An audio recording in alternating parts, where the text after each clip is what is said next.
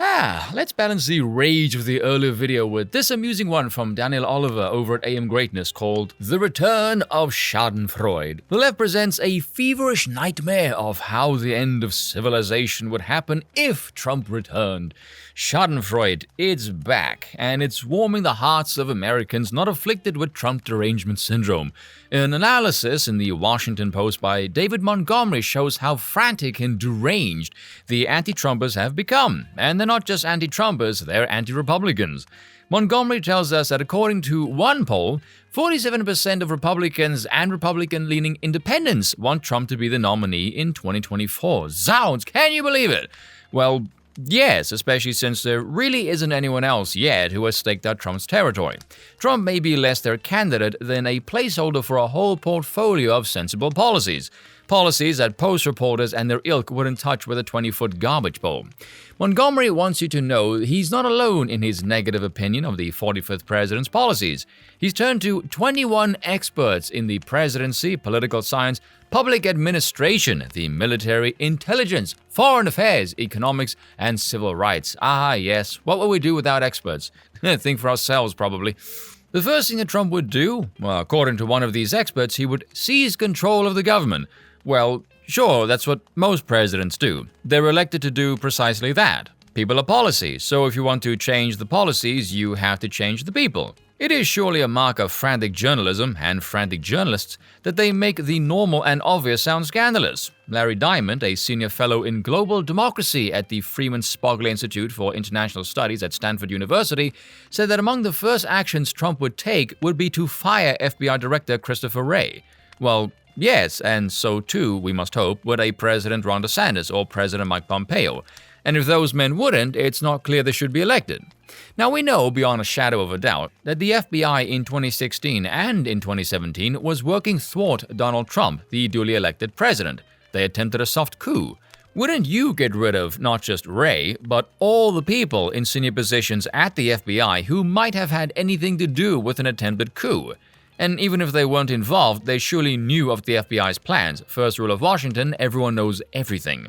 But didn't speak up. For that alone, they, the top 100, should be fired. And we also know that the FBI covered up the Hunter Biden laptop story, which, if it had been fully public, likely would have led to President Trump's re-election.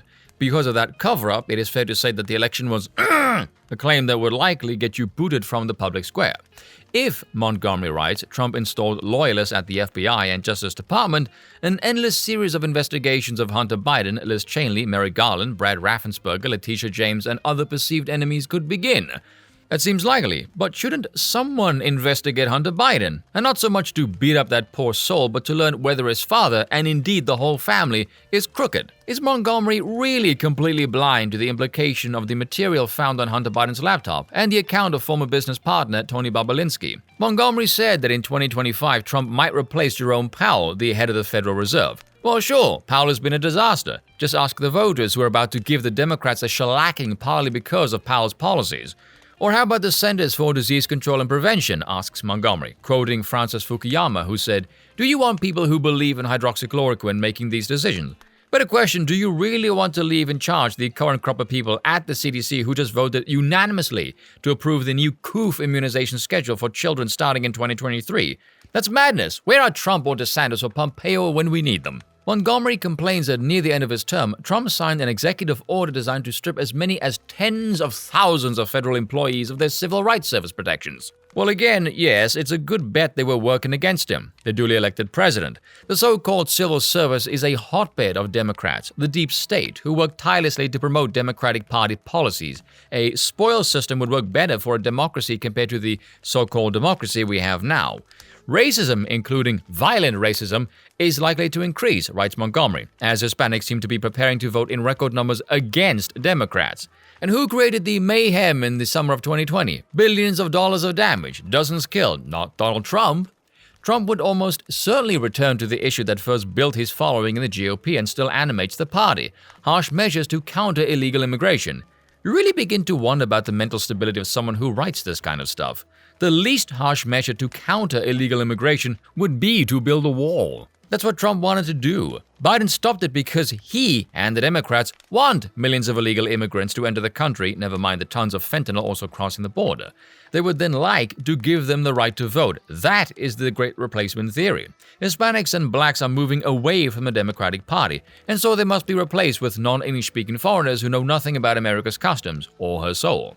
Montgomery's rant goes on for more than 5,000 words, a feverish nightmare of how the end of civilization would happen if Trump returned.